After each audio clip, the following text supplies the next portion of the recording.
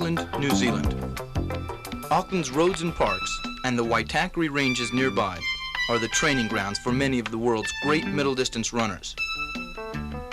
30 years ago, before the elaborate physiology labs of today, these hills were where Arthur Lydiard, experimenting on his own body, developed the training system that revolutionized middle distance running.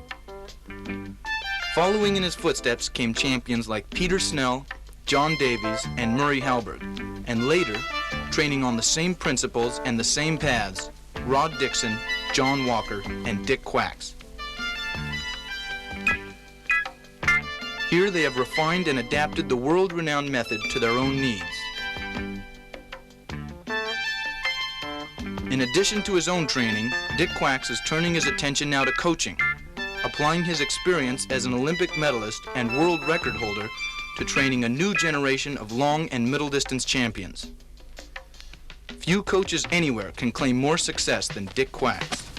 Arthur Lydiard himself was a distance runner, and perhaps his greatest contribution to middle distance training was the huge increase in aerobic training undertaken, basic cardiovascular conditioning. The program that I've developed is a fully rounded one, training both mind and body for top-level success. It stresses balance, a well-balanced program balancing both aerobic and anaerobic training. Progression and moderation, progressing from one logical step to the next while moderating the training between hard and easy days.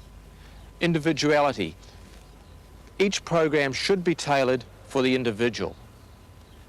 And variety, using a variety of training locations and methods. And we'll show you how to set up a communication system for you and your coach. During the base building phase, our training looks something like this. Sunday, a long distance run. This varies greatly from runner to runner. Many milers, like John Walker, will run up to 22 miles. Others may consider 10 to 12 miles a long run. I recommend that both the 800 and 1500 meter runners be well enough conditioned to be able to run up to 2 hours. The benefits of long runs are not always apparent to someone racing the mile.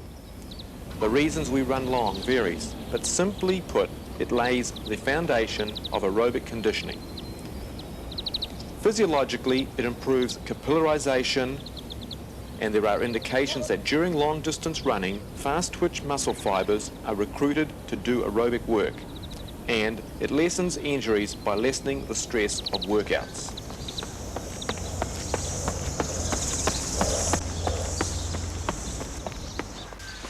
Monday, long, fast distance. Because running needs to be specific to the event, long, fast distance is also a very important part of our build-up. Again, as in the case of long, slow distance, the distance and the pace will vary from runner to runner. Usually the course that I use is flat or undulating, either on roads or on grass. The faster I want my runner to go, the more likely I am to use roads. Running on roads costs less energy than running on grass. I want my runner to achieve a high heart rate for a sustained period, about 150 to 160 beats per minute. This is the kind of information that needs to be recorded in a training diary so that you and your coach have a record of your improvement. Every morning, immediately you wake up, you should record your resting pulse rate in your diary.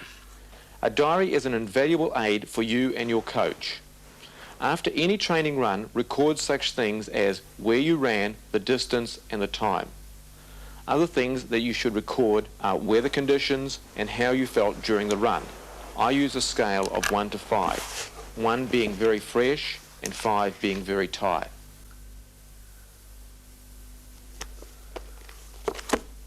Tuesday, another long, slow distance run for recovery. Long, slow distance runs allow you to train with companions of differing ability. Women athletes have very few advantages over their male counterparts, despite what some popular running magazines may say. Perhaps the only advantage that she may have is in the area of flexibility and mobility. As a result, she may be less prone to injury. But let's look at some of the disadvantages. Remember though that the top woman will always beat the large majority of men. Some of women's disadvantages include less power, lower maximum oxygen uptake, lower blood volume, fewer red cells.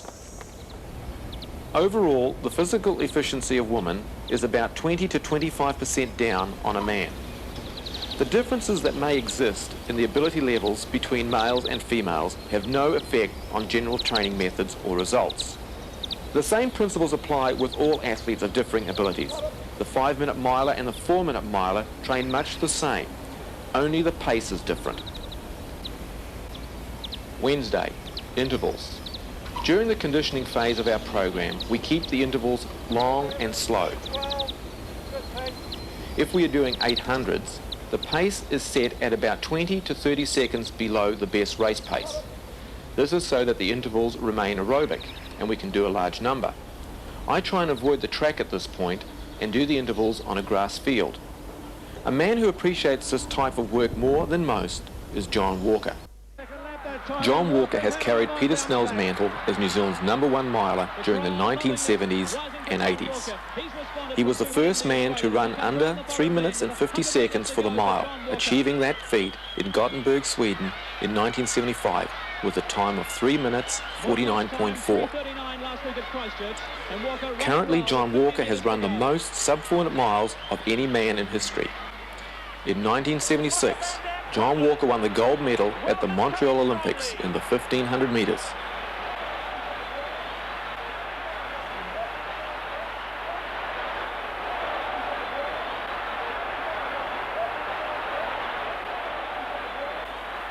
I think you've got to really define the difference between interval and speed work. A lot of people think that interval training is speed work, whereas I don't really ever put too much emphasis on speed. But I think interval is very, very important because there are so many people that go through the emphasis of putting a lot of work into mileage, running 100 miles a week, and then neglect possibly the most important thing of the lot, which is interval work.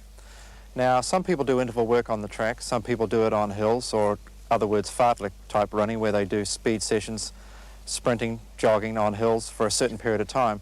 Mainly what I do is I work on a set period for about 10 weeks prior to going onto the track. And normally I'll select an undulating piece of road around about 3/4 of a mile, and I do reps on this piece of usually Auckland domain. And what I do is I'll probably do, say, 5 of these reps once a week. And I start off at the beginning of the season running 3 minutes and 40 seconds for 1 3/4 mile repeat. Now, most athletes, caliber of track runners, would probably find this very easy. But what I try and do is take a shorter recovery. And I normally work on about 2 minutes per recovery. And I try and do at least 5 of these type reps. After about 3 weeks of doing interval type 3/4 mile repeats, I never do any more than 5, and then I start bringing it down a little bit and running 800-meter repeats, finally down to 400s and probably the odd week of 600s. None of these are done at full effort, always on the road and very, very seldom on the track. I find that too many athletes try and do their intervals on the track. I've found after years of experience that doing them on the grass or on the roads, that I've had less problems on the road than I ever have doing them on the track. Doing them on synthetic surfaces these days tends to put more emphasis on troubles with Achilles tendons and knee problems. The cause of these types of problems is obvious. The tremendous repetitive strain hard running puts on your skeletal and connective tissue. Your choice of running surfaces, as well as shoes and types of workout, will determine your success in avoiding those problems. You can see why hard training that's too long, too hard, and too early in your career can be counterproductive. Moderation and variety are vital. John Walker's use of interval training is built on a basis of extensive distance work. Long before I became a sub-4-minute miler and also became a sub-350 miler, my coach placed great emphasis on long distance running, around about 90 to 100 miles a week. This was usually done in 10-week periods prior to moving into interval work and then finally into speed work. I felt it was always very easy to go out and plod.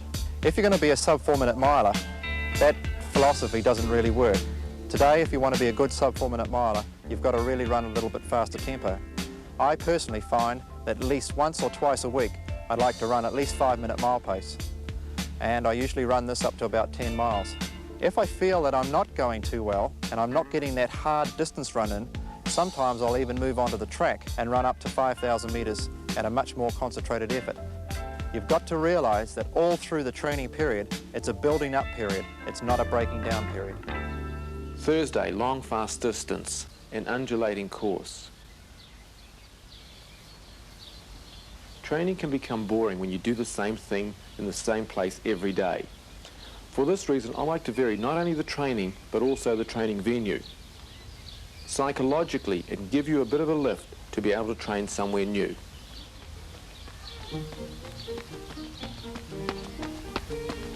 Present-day training systems use a variety of techniques in combination. Each technique has at one time or another been hailed as a great breakthrough in training and put above the rest.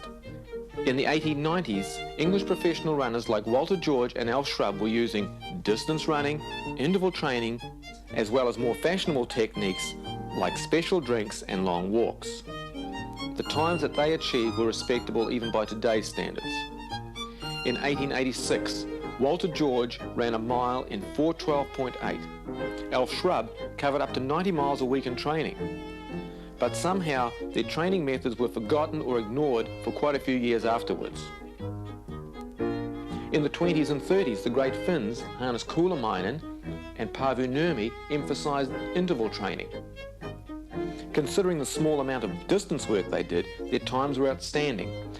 But they were not much better than the 19th century English runners. Even more amazing was Glenn Cunningham, who held the world indoor mile record in 1940 and ran only about 15 miles a week. The experience of the previous 50 years had passed him by.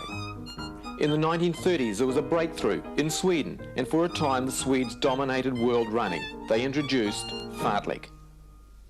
Literally translated, fartlek means playing with speed or speed play. I generally break it up into 10 to 15 minutes of warm-up, followed by some hard efforts of 3 to 5 minutes, maybe 4 or 5 of these. I recommend that after each effort, take the same time of active recovery. A fartlek session can take as long as you want it to. At the beginning of the season, it should start off fairly easily, and as your condition improves, make it a little harder by cutting down the length of the recovery. Steady state running, tempo running or time trials are all used in order to help us become more efficient. Steady state running for an 800-metre runner may only be 2 miles, but in the case of a miler could be up to 6 miles or 10,000 metres. By steady state, we mean that our heartbeat, respiration and blood pressure are all at a high but steady state. The courses that we use need to remain the same and be accurately measured in order to be able to chart improvement. All too often, progress is halted by injury. A sound program of stretching performed every day will help reduce the injury risk. Hill bounding is used to aid speed development. Generally, hill bounding begins once a high level of conditioning has been achieved. In place of hills, stadium steps provide a suitable alternative. Sprint drills are now an important part of every middle distance runner's program. They are used to increase stride length, leg drive and leg speed. Quick stepping. Remember, move the arms as quickly as possible. Take very short steps. Repeat this twice over 50 meters. Skipping. Remember, straight back leg on your toes upright.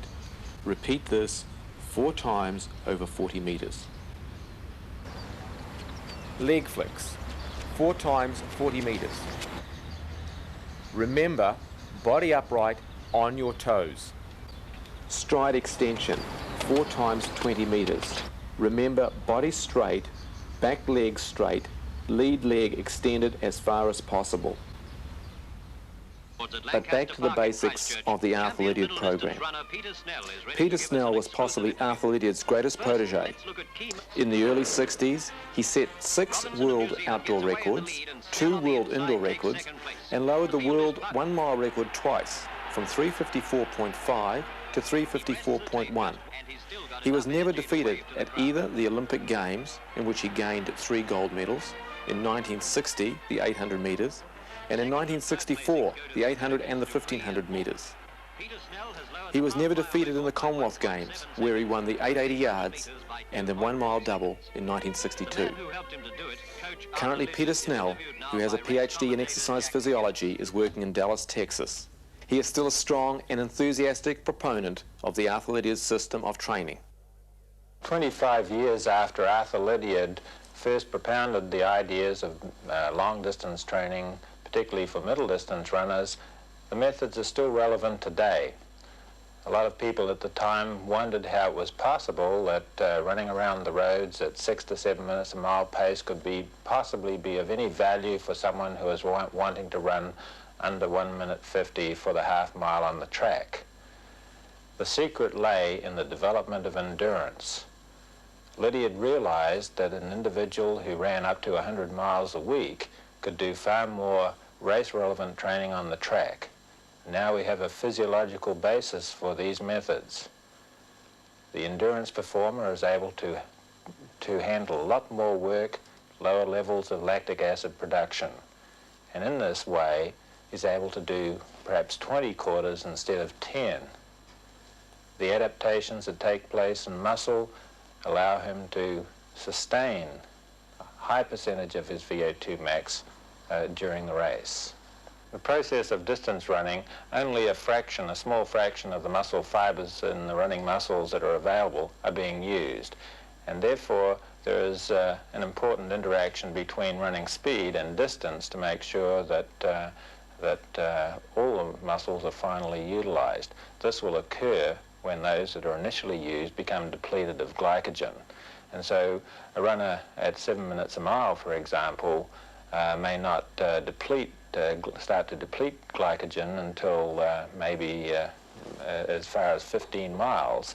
And in the course of a 20-mile run, we're getting into a different muscle fiber population, especially the fast-twitch fibers, which are normally not utilized unless the exercise is extremely strenuous. This is possibly why individuals who do interval training can also train this fast-twitch fiber population. However, almost by definition, the amount of interval training that you can do is much less. And that, I feel, is one of the big advantages of long, slow distance.